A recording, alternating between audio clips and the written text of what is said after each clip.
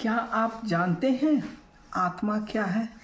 आत्मा शब्द का प्रयोग हम अक्सर करते हैं, लेकिन आत्मा क्या है यह जानने के लिए तत्वबोध ही पढ़ना पड़ेगा। नमस्ते, मेरा नाम डॉक्टर साधना श्रीवास्तव है और मैं वैज्ञानिक दृष्टि से तत्वबोध का अध्ययन कर रही हूँ और आप सबों के साथ शेयर कर रही हूँ। इस कक्षा का प्रारंभ मंगलाचरण से होता है। चलिए मंगलाचरण करें।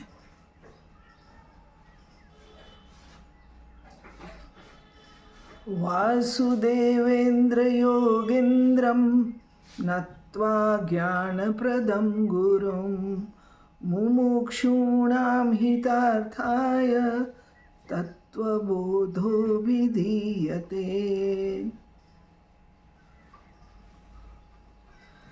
आप सबों का इस चैनल पर स्वागत है। आज ये छठा एपिसोड है तत्वबोध पर और आज हम लोग अपना साधन चतुष्टय पूरा कर लेंगे, जिसमें कि चौथा साधन है मुमुक्षुत्व। ये मुमुक्षुत्व क्या है? मुमुक्षुत्व किम? उत्तर है मोक्षो में भूयात् इति इच्छा। मोक्ष की इच्छा रखना ही मुमुक्षुत्व है। अब इसका हम लोग व्याख्या करें। मोक्ष क्या है? हम सभी अपने कर्म बंधनों से बंधे हुए इस धरती पर सुख या दुख भोगने के लिए आते हैं। इस कर्म बंधन से मुक्त होना ही मुमुक्षुत्व है। अब आप कहेंगे कि ये तो आप पुनर्जन्म की बात कर रही हैं, और पुनर्जन्म का क्या प्रमाण है कि पुनर्जन्म होता है?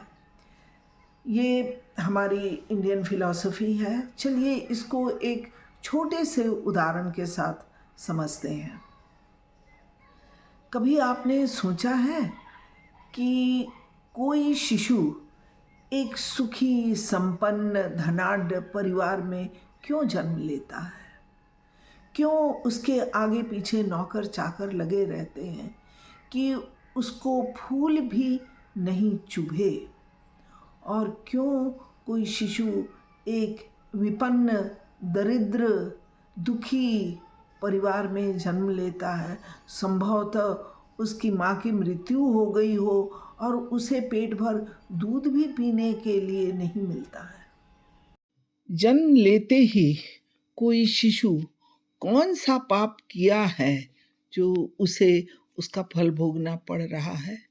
इसका मतलब है कि यह निश्चित उसके पूर्व जन्म के संस्कार हैं, पूर्व जन्म के कर्मों का फल है। इसे हम कहते हैं कर्म फल भोग। ये हमारी इंडियन फिलॉसफी है, भारतीय दर्शन है, और हम मानते हैं कि हम अपने कर्म बंधनों से मुक्त होना चाहते हैं और यही मुक्त होना मुमुक्षुत्व है। हम नहीं चाहते हुए भी अपने कर्म का फल भोगने इस धरती पर बार बार आते हैं। अगर हम व्यक्तिगत भी कुछ उदाहरण लें, बहुत लोग आपको इस संसार में ऐसे दिखेंगे जो आपको लगता होगा कि मेरी ज़िंदगी में दुख है, लेकिन उसकी ज़िंदगी में क्या दुख हो सकता है? उसके पास तो सब कुछ है, धन दौलत ऐश्वर्य सब कुछ है, तो वो तो दुख भोगने इस धरती पर नहीं आया है। इसके लिए भी मैं एक छोटा सा उदाहरण दूंगी। हमारी जो लता दीदी हैं, लता मंगेशकर, उनके सिर पर सरस्वती का वरद हस्त है। हम जानते हैं, उन्हें मानते हैं सरस्वती स्वरूपा। मैं उनका एक इंटरव्यू देख रही थी। पत्रकार ने उनसे पूछा कि दीदी, आपके पास तो ईश्वर का दिया सब कुछ है, धन दौलत ऐश्वर्य, माँ सरस्वती का वरदान, सब कुछ आपके पास है, परंतु अगर आपसे कहा जाए कि आप भगवान से ऐसा कुछ मांगिए जो आपके पास नहीं है, तो आप क्या मांगना चाहेंगे? दीदी इस बात पर थोड़ी गंभीर हो गई और एक संक्षिप्त सा उत्तर दी, जो हमें ये एहसास दिलाता है कि जो हमें सुखी दिखता है वह भी अपने कर्म फल भोगने ही यहाँ आया है। उन्होंने उत्तर दिया कि मैं प्रभु से यही प्रार्थना करूँगी कि अगले जन्म में मुझे लता मंगेशकर ना बनाए। अब आप सोचिए, हर कोई किसी न किसी दुख से बंधा हुआ इस धरती पर आता है और इस बंधन से मुक्त होना ही मुमुक्षुत्व है। यह दर्शन शास्त्र सभी साइंस से बढ़कर है। हम जानते हैं कि हम शोध चाहे फिज़िक्स में करें, केमिस्ट्री में करें, बायो में करें, हिस्ट्री में करें, ज्योग्राफी में करें, लेकिन हमें उपाधि मिलती है डॉक्टर ऑफ फिलॉसफी की, पीएचडी की। यानी दर्शन शास्त्र से बढ़कर कोई शास्त्र नहीं है, क्योंकि ये पूर्णतः तर्क संगत है। यहाँ अपना कोई नहीं है। पति पत्नी बच्चे माता पिता कोई अपना नहीं है। हम सभी अकेले हैं, लेकिन सभी साथ साथ हैं।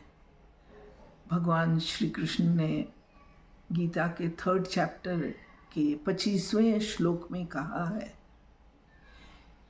कि सक्ता कर्मण्य विद्वांसो यथा कुर्वन्ति भारत कुर्याद् विद्वान् तथा असक्तः चिकीर्षु लोक संग्रहम्। अर्थात सक्ता किसको कहते हैं? जो व्यक्ति आसक्ति से भरा है, ये मेरा धन है, ये मेरे बच्चे हैं, ये मेरी पत्नी है, मेरा जो करता रहता है, उसे सक्ता कहते हैं। वो पूरी आसक्ति से भरा है। तो भगवान कहते हैं कि एक आसक्त व्यक्ति जैसा आचरण करता है, अर्जुन तुम वैसा आचरण करो, लेकिन कुर्याद विद्वान तथा असक्त, तुम एक विद्वान की तरह करो। विद्वान की तरह मतलब अंदर से तुम आसक्ति रहित रहो, अंदर से तुम्हें कोई आसक्ति नहीं होनी चाहिए। तो फिर हम ये स्वांग क्यों करें कि अंदर से आसक्ति रहित हैं और ऊपर से पूरे आसक्त दिख रहे हैं? भगवान कहते हैं कि ऐसा करो, चिकीर्षु लोक संग्रहम, लोगों को समेट कर एकजुट करके रखने के लिए यह ज़रूरी है कि हम बच्चों के प्रति ममता दिखाएं, बुज़ुर्गों के प्रति आदर दिखाएं, प्रेम भाव सबसे रखें ताकि समाज जुटा रहे, लेकिन अंदर से पूरी तरह डिटैच्ड रहो। यानी you have to show attachment with detachment. तो इसे कहते हैं डिटैच्ड रहना यानी हमारे अंदर कोई किसी चीज़ की इच्छा नहीं है, कोई फल प्राप्त करने की। अगर हम प्रेम कर रहे हैं तो उसके बदले मुझे फल नहीं चाहिए। तो ये फल की इच्छा ना रहना ही कर्म बंधन से मुक्त होना है। इसी को वैराग्य कहते हैं और इसी को यही इच्छा रखना यह मुमुक्षुत्व है। यही हमारा भारतीय हिंदू दर्शन है। हम सभी अपने कर्मों के अनुसार सुख दुख भोग रहे हैं। अपने पूर्वजों की बात ज़रा याद कीजिए। उन्होंने हमें पुण्य और पाप का ज्ञान दिया। हमें वे लोग हरदम पाप कर्म से आगाह करते रहे कि अगर पाप करोगे तो इसका फल तुम्हें भोगना पड़ेगा। लेकिन हम लोगों ने ये ज्ञान अपने अगली पीढ़ी को नहीं ट्रांसफ़र किया। ऐसा मैं इसलिए कह रही हूँ क्योंकि आजकल पाप पुण्य जैसे शब्द सुनने को नहीं मिलते हैं। ये एहसास लोगों को नहीं है कि हमें पाप कर्म का फल भोगना पड़ेगा। खैर, जो हुआ सो हुआ। अभी भी बहुत देर नहीं हुआ है। हम लोग चाहें तो अभी भी इस ज्ञान को बांटकर लोगों में ये एहसास जगा सकते हैं कि हम ऐसा कर्म ना करें जिससे हम बंध कर फिर इस मृत्यु लोक में उस कर्म का फल भुगतने के लिए आना पड़े। यह इच्छा कि मुझे इस कर्म फल को नहीं भोगना है, इसे ही मुमुक्षुत्व कहते हैं। जब हमारे अंदर कोई इच्छा नहीं रह जाती है, कोई कर्म फल भोगने की इच्छा नहीं रहती है, हम इस धरती पर आवागमन से मुक्त हो जाते हैं। हमारे अंदर वैराग्य रहता है और हम मोक्ष को प्राप्त होते हैं, या यूँ कहें ब्रह्मलीन हो जाते हैं। उसी को मुमुक्षुत्व कहते हैं। ये एक लंबी यात्रा है, लेकिन तत्वबोध पढ़ने के लिए मोक्ष की इच्छा रखना ही पर्याप्त है। तो इस प्रकार हमने साधन चतुष्टय, चारों साधन पूरे कर लिए, यानी नित्य अनित्य में भेद, वैराग्य, षट संपत्ति और मुमुक्षुत्व। अब हम अधिकारी हैं कि हम तत्व विवेचना करें, तत्व विवेक। तो पहला चैप्टर तो हमने प्राइमरी एजुकेशन में ही बिता दिया। अब सेकंड चैप्टर से हम लोग तत्वबोध की विवेचना प्रारंभ करें। अब हम तत्वबोध पढ़ने के अधिकारी हैं। तत्व विवेक में हम प्रवेश कर रहे हैं। पहला प्रश्न है, तत्व विवेक कह? तत्व विवेक क्या है? आत्मा सत्यम तदन्यत् सर्वम मिथ्येति। अर्थात आत्मा ही सत्य है, उसके अलावा जो कुछ भी है सब मिथ्या है। आप कहेंगे पिछले चैप्टर में तो हम लोगों ने पढ़ा कि ईश्वर या ब्रह्म, जो भी नाम दे, वो सत्य है, और अभी आप कह रही हैं कि आत्मा सत्य है।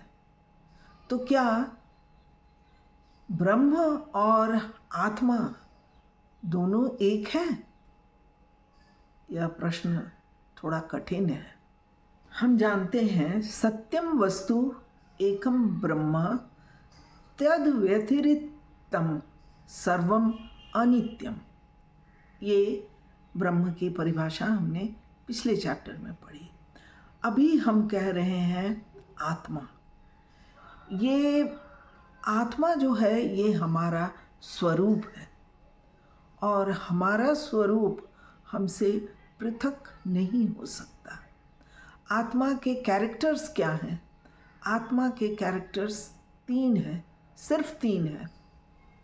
इसे याद रखिएगा, सत, चित और आनंद। These are the 3 characters of आत्मा। हम लोग जो भी विश्लेषण करेंगे उसमें इन 3 शब्दों पर विचार करना है। सत्य यानी नित्य, चित यानी चेतना, चेतना यानी इसमें ज्ञान है, उसे सब कुछ अवगत है, नॉलेज। तो हम सबों को ज्ञान है, तो इसे कहते हैं चेतना। और आनंद, आनंद की परिभाषा वो नहीं है जो हमें एक अच्छी पिक्चर, एक अच्छी मूवी देखने के बाद जो आनंद मिलता है, ये आनंद नहीं। यहाँ आनंद का अर्थ है परम सुख। सुख की पराकाष्ठा, द हाइट ऑफ हैप्पीनेस, इसको ब्लिस भी कहते हैं। तो यहाँ आनंद मतलब परमानंद। तो ये 3 कैरेक्टर्स हैं आत्मा के, इसे हमें याद रखना है। सत, चित और आनंद, ये हमारे एनालिसिस में पग पग पर काम आएगा। देखिए, अब फिर मैं आपको साइंस लेबोरेटरी में ले जा रही हूँ। केमिस्ट्री लैब में हमें सोडियम और पोटेशियम, ये दोनों एलिमेंट हैं, तत्व हैं, इसे टेस्ट करने को दिया जाता है कि भाई आप पहचानिए कि कौन सोडियम है, कौन पोटेशियम है। हम लोग एक बोरेक्स बीड टेस्ट करते हैं प्लैटिनम वायर से, जिसके फ्लेम को देखकर हम पहचान लेते हैं कि अगर ये येलो फ्लेम आ रहा है तो यह तत्व सोडियम है, और अगर डीप पर्पल आ रहा है तो ये पोटेशियम है। तो ये टेस्ट है। जिस तरह हम साइंस लैब में सोडियम और पोटेशियम तत्व का टेस्ट करते हैं, ठीक उसी प्रकार ये आत्म तत्व का टेस्ट हम लोग जिस प्रकार करते हैं उसे कहते हैं एलिमिनेशन टेस्ट। ये एलिमिनेट शब्द सभी कोई जानते हैं, हा? किसी चीज़ को अलग कर देना को एलिमिनेट कहते हैं। ये नहीं तो हमने इसको एलिमिनेट कर दिया, वो नहीं तो हमने उसको एलिमिनेट कर दिया। ये सारे एलिमिनेशन टेस्ट कहलाते हैं, और आत्मा को पहचानने के लिए हम एलिमिनेशन टेस्ट से गुजरते हैं।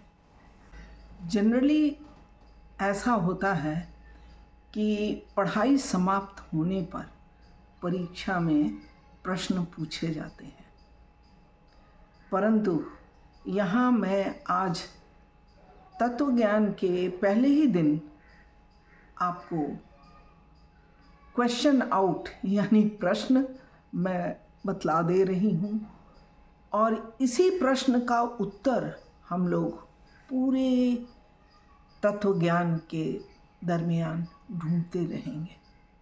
और वह प्रश्न है कि क्या ब्रह्म और आत्मा एक है? मेरे कह देने से तो नहीं हो जाएगा, इसको एलिमिनेशन टेस्ट करके देखना पड़ेगा, और यह एलिमिनेशन टेस्ट काफ़ी लंबा चौड़ा है, क्योंकि हमें अपने आप की पूरी तरह विवेचना करनी है। और इस विवेचना के दौरान होगा क्या, हम अपने आप को पूरी तरह खंगाल कर खोज कर देखेंगे कि आखिर ये आत्मा है कहाँ, और अगर है तो कैसे इसके गुण ये तीनों उसमें अगर पाए जाएंगे तभी तो हम उसे आत्मा कहेंगे।